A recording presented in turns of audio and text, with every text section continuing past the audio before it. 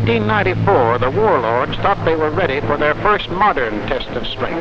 As usual, their first move was against China. The process was simple. You send your armies over and attack.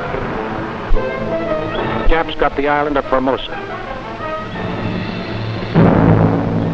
On February 8, 1904, the Japs stepped into the Big League. Without warning, they attacked the Russian fleet at Port Arthur. 3 days later, they remembered to declare war. By defeating Russia, they temporarily obscured that country's influence in the Pacific. The Japanese were delirious. They had arrived. They had defeated their first major world power.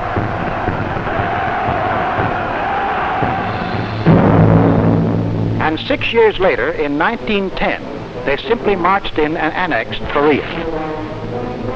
In 1914, during the First World War, the Japanese, correctly figuring the Allies would win, declared war on Germany, took the Shantung Peninsula from the Germans, and grabbed off the German-owned Marshall, Caroline, and Mariana Islands.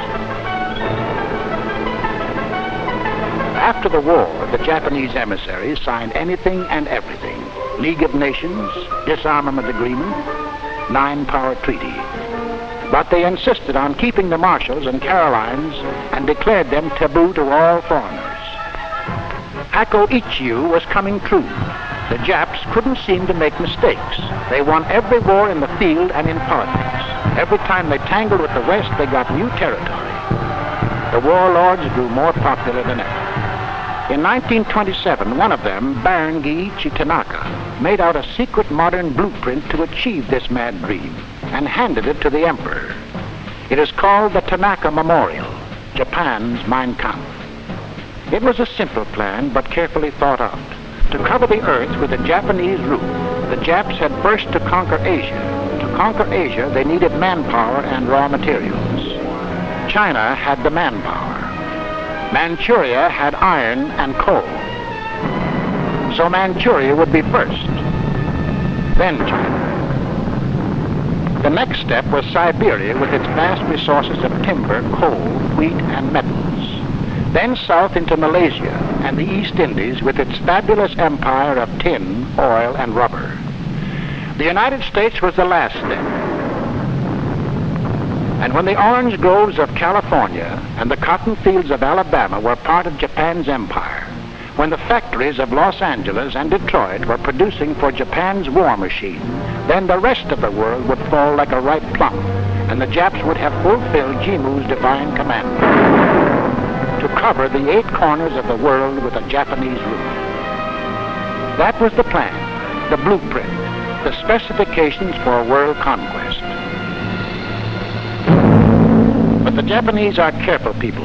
There was much to do, many details to prepare at home and abroad before putting the plan into action. First, make sure of the home front, for in spite of every conceivable method of thought control, certain Western ideas were seeping into Japan, especially among city people.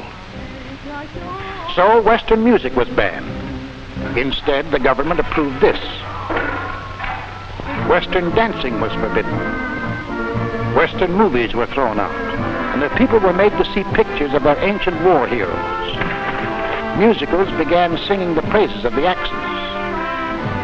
Western card games were purged in favor of this. It's a game of super chess called Go. Actually, it is a game of military strategy. Western books and magazines not in accord with Japanese militarism were banned. Instead, these books were declared official reading. If We Fight by Admiral Shinsaku Hirata. The attack on Hawaii must be the first battle in the War of the Pacific Ocean. If one snatches away the enemy's pluck in the first battle, the American Navy will certainly become wearied in the wind of panic. Therefore, attack! Arguments against American policies by Kawashima Seichiro. We can land in the Puget Sound and Columbia River, the vicinity of San Francisco, and the vicinity of Los Angeles. But this is possible only after we have destroyed the American fleet. Baseball was becoming Japan's national sport. It was popularized in Japan by visiting American teams. In 1931, an all-star team led by Lou Gehrig, Al Simmons, and Lefty Grove played in Tokyo to standing room only. 松井村瀬を一二塁に置いて南村左中間に痛烈な安打を放ち松井村瀬ホームイン。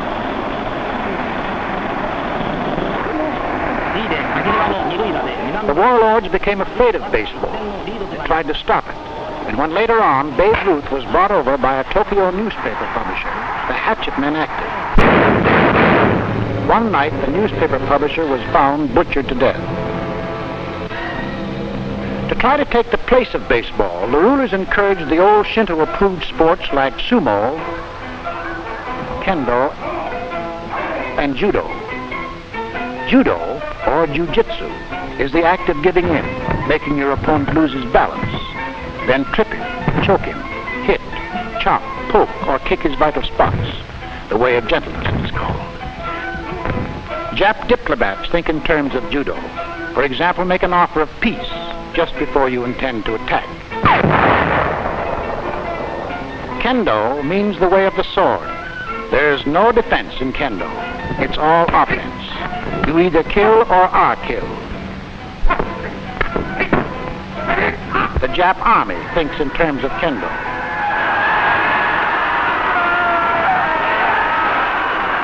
Sumo, or Japanese wrestling, is the act of calmly waiting or stalling for time.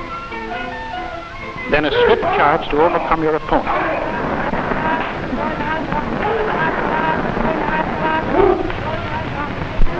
The Japanese people think in terms of sumo. Calm, peaceful, serene, like their volcano Mount Fuji, with violent eruptions of brutal passions in between.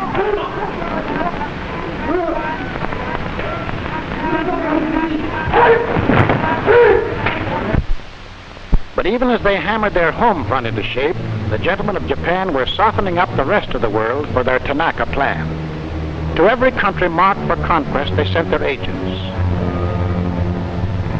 Army officers posing as laborers, shopkeepers, gardeners.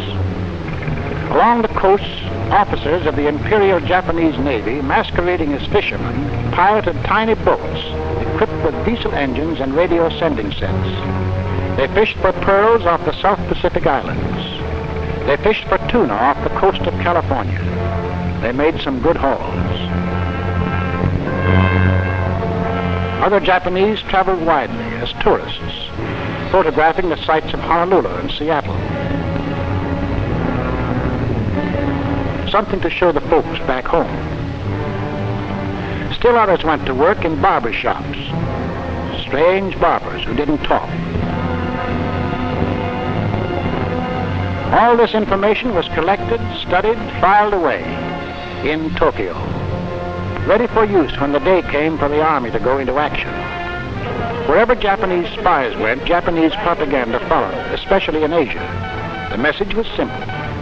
The white man is exploiting you. Drive him out. Asia for the Asiatics. Japan is your protector. Meanwhile, to finance the war machine, the second team, the industrialists, started their briefcase offensive. From the factories of Osaka, the mills of Tokyo, the chemical plants of Nagoya, the steel mills of Iwata, the shipyards of Nagasaki, came the economic bullets.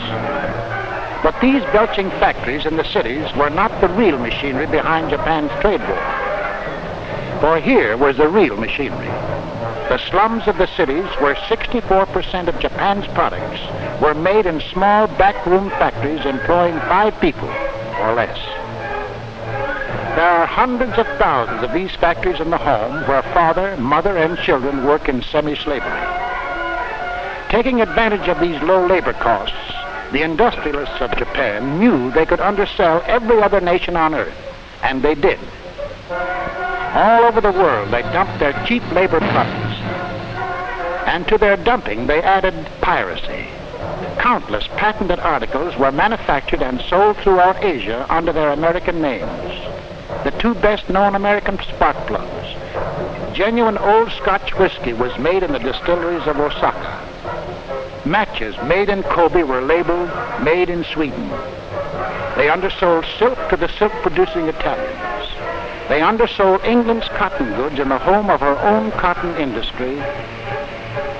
They undersold beer to the beer-producing Germans. American toothbrushes retailing at 35 to 50 cents each were copied in Japan to retail in American chain stores at 10 cents each. They even undersold us with our own American flag. And with the money accumulated in foreign countries with these cheap labor exports, did they in turn buy automobiles, ice boxes, or food? Did they erect better homes for the Jap workers or improve their living conditions? No, indeed. Instead, they imported oil, scrap iron, tin, rubber, aluminum, and secretly built up their powerful war machine. A fanatic nation turning its sweat into weapons for conquest. Sweat for guns. Sweat for planes. Sweat for ships.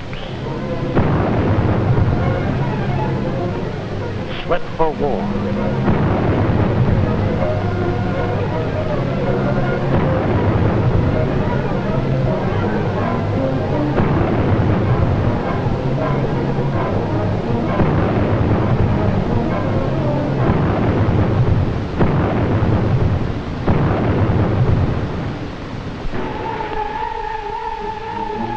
The greatest weapon made in Japan was the first team product, the Japanese soldier. As iron ore is melted in furnaces to remove impurities, so in Japan, humanitarian impurities are burned out of the child. As the steel is shaped by beating and hammering, so is the boy hammered and beaten into the shape of the fanatic samurai.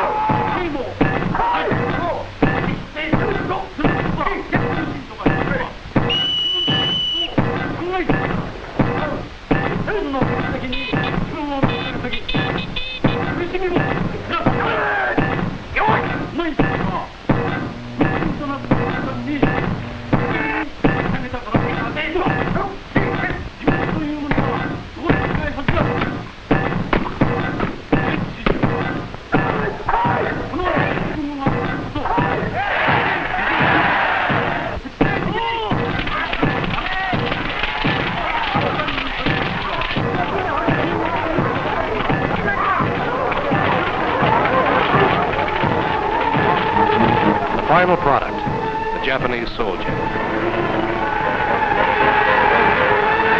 Ready to shoot, smash, and slug Jap superiority into all non-Japanese people.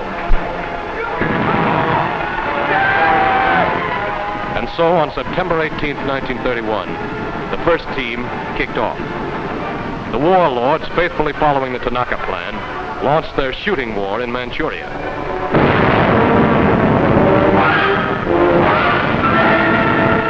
Co-prosperity, enlightenment, justice, truth, peace, peace, peace.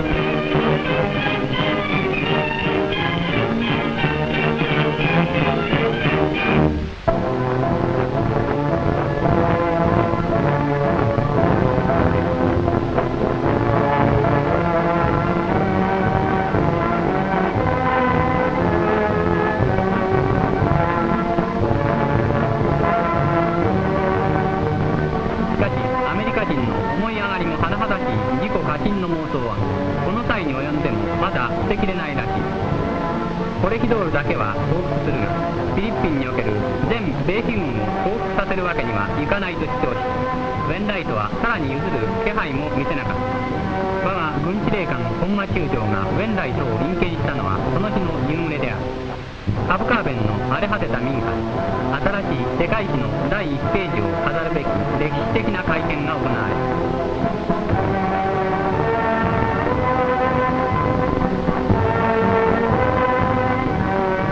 In groups of 100, the sick, battle-weary, starved American and Filipino prisoners were lined up, beaten, and searched, then herded together for what was to be for them the March of Death. This March of Death is a lasting monument to the insane arrogance and brutality of the Japanese soldier. Burning with malaria, racked with diarrhea and dysentery, the men, barely able to stand, were marched for some 7 days without food or water.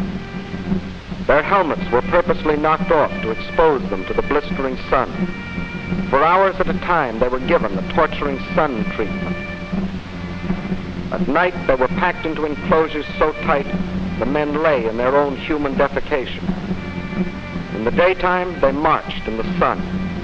Thousands dropped out and were bayoneted and shot. Those that made it to the prison camps were subjected to unspeakable humiliation and torture. 3 years later, when rescued by MacArthur, this is how they looked.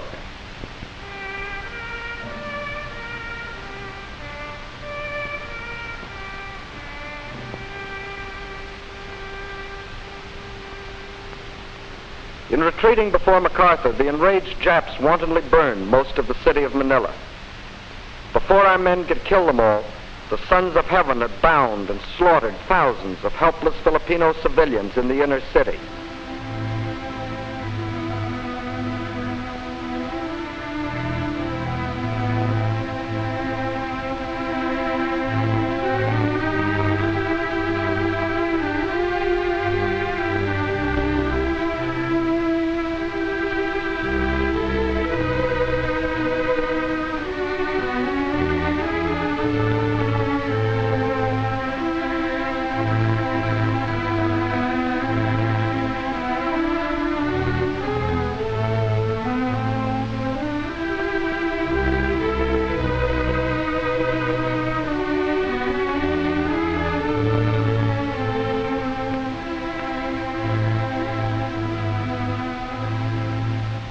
Prosperity, peace, enlightenment.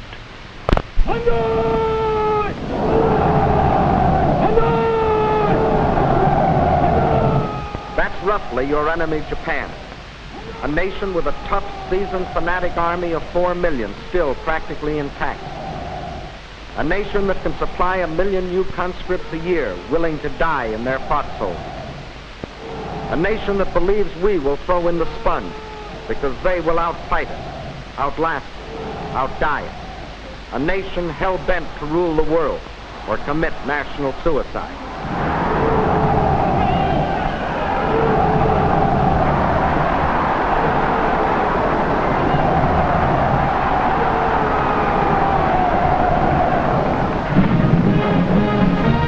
Defeating this nation is as necessary as shooting down a mad dog in your neighborhood.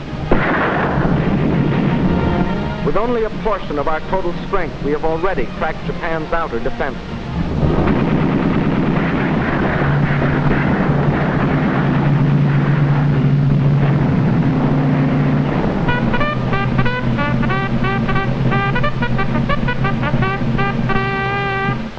General MacArthur has brilliantly retaken the Philippines and cut their supply lines to the Indies. The trifibious power attack to retake Corregidor was the payoff that thrilled the hearts of Corregidor's gaunt American and Filipino defenders of 1942.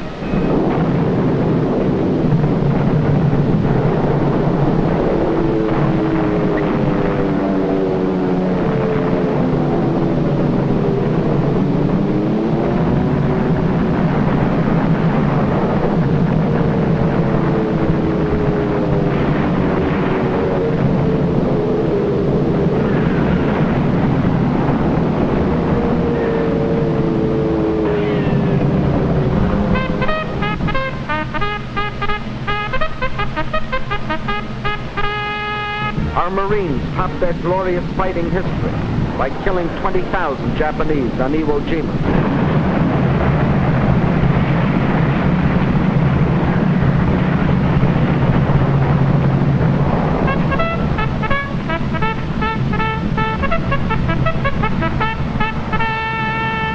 On Okinawa, we trapped and destroyed over 100,000 of their best troops.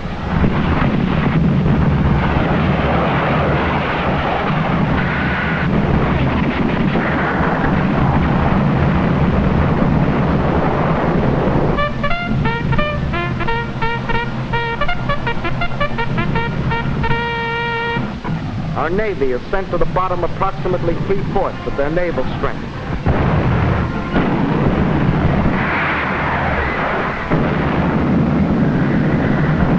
Our submarines and air forces have sunk millions of tons of their shipping.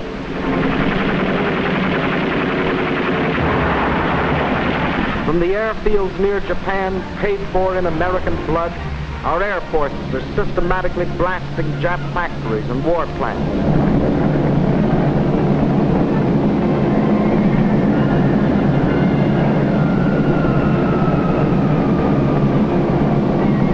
Now that the Nazi gangsters have been blown apart, now we can concentrate the full fury of our total power on Japan. The power of a Navy bigger than all other navies combined.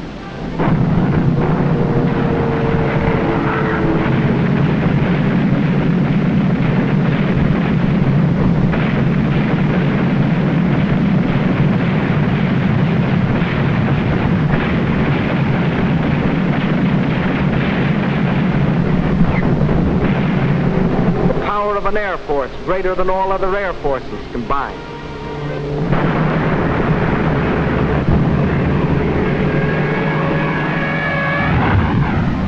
The power of the best equipped and hardest hitting army the world has ever seen.